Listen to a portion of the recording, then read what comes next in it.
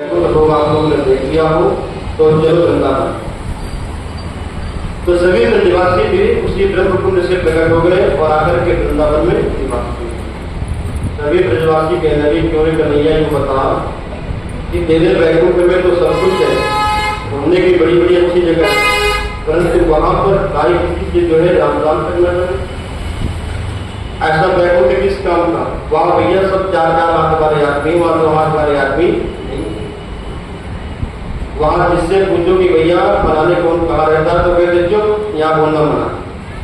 तो वैसे बैकुंठ से तो यही बैकुंठ हमारा वृंदावन ही अच्छा है, जहाँ पर हमारे कृष्ण जो है हमारे साथ दही मारकर खाते हैं, हमारे साथ कबड्डी खेलते हैं। ऐसा बैकुंठ हमें बहुत प्यारा है, इसीलिए हम दोहरे बैकुंठ में नहीं जाएंगे। या हमारा बैकुंठ वृंदावन ही है। प्रेम से भगवान की है। अब जो है गोवर्धन की लीला प्रारंभ होने के बाद जो है शरद ऋतु की आती है, शरद ऋतु की पूर्णिमा।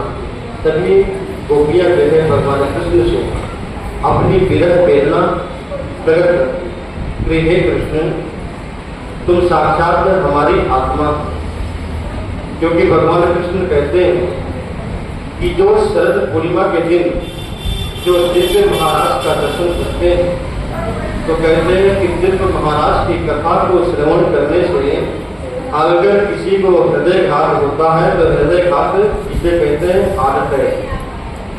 तो जो भगवान के महाराज का वर्णन सुनता है या भगवान के महाराज का लीलाओं का वर्णन करता है उसे कभी भी हृदय घात नहीं होता। और ऐसा कहकर एकादशी तिथि आ जाती है। और जैसे एकादशी आती है तो नंद बाबा जो है परम वैष्णव। अच्छा, एकादशी कौन कौन करता है? बस कार्तिक की रखते हैं क्या? एकादशी की तिथि का व्रत कौन करता है? एकादशी का महत्व समझते हो? एकादशी का महत्व क्या होता है? एकादशी का महत्व होता क्या और एकादशी का व्रत क्यों करते हैं? एकादशी का जो महत्व है वो बहुत बड़ा है। आज उस महत्व के बारे में बताते हैं कि एकादशी का पूर्ण रूप से नाम क्या है। हमारे शरीर में 5 ज्ञानेंद्रियां और 5 कर्मेंद्रियां होती हैं। आंख, नाक, गला, मुंह, कान, ये 5 जो है ज्ञानेंद्रियां और 5 कर्मेंद्रियां और 1 मन, तो 10 इंद्रियां और 1 मन को मिलाकर के एकादशी बनती है। उन्हीं कहते हैं कि एकादशी।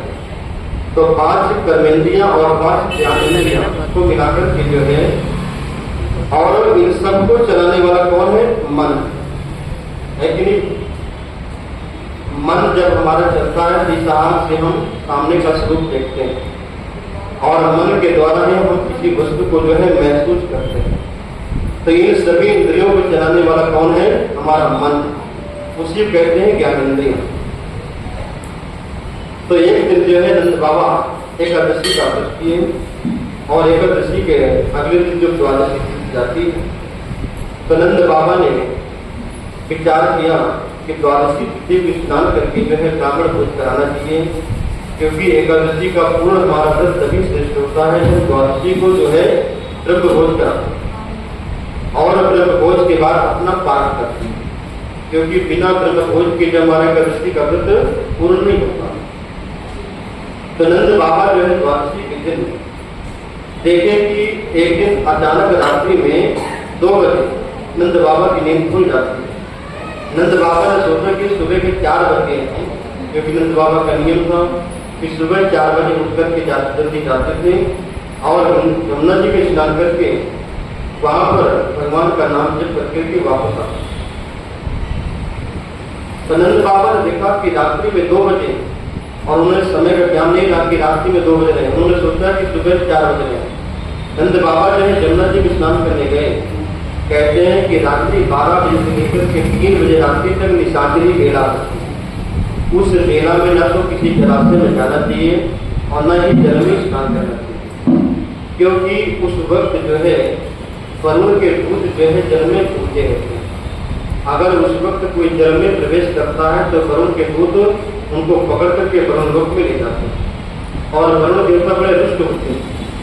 इसलिए या तो 12 बजे से रात्रि में 12 से पहले स्नान करो या तो 3 बजे के बाद स्नान करो, क्योंकि 3 बजे तक जो है जाना निषेध। और नंद बाबा जो है रात्रि में 2 बजे पहुंचे और जैसे ही नंद बाबा ने जमुना जी में स्नान किया और स्नान करके जैसे बाहर आए तो वैसे वरुण के दूध पकड़ करके वरुण लोक। तो नंद बाबा के साथ में जो ब्रजवासियों के जो बच्चे गए, जब देखा कि नंद बाबा को वरुण देवता के दूध पकड़ कर ले गए तो तुरंत दौड़ते दौड़ते कन्हैया के पास आए और कह रहे कन्हैया गजब हो गया, क्या हो गया। नंद बाबा को कोई दूध आए और लेकर के चले गए और जैसे ताऊ भैया ने और कृष्ण कन्हैया ने सुना तो तुरंत ब्रजवासी जो यमुना जी के पास पहुंचे और यमुना जी ने भगवान श्री कृष्ण ने छलांग लगाई और पहुंच गए वरुण लोक में। प्रेम से बोले भक्तवत्सल भगवान की जय।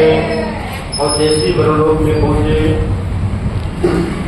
तो वरुण देवता अपने सिंहासन से खड़े हो गए और भगवान कृष्ण का जो है आदर सत्कार करते कि अहो भाग प्रभु आप मेरे द्वार पर आए, आज कैसे आना हुआ।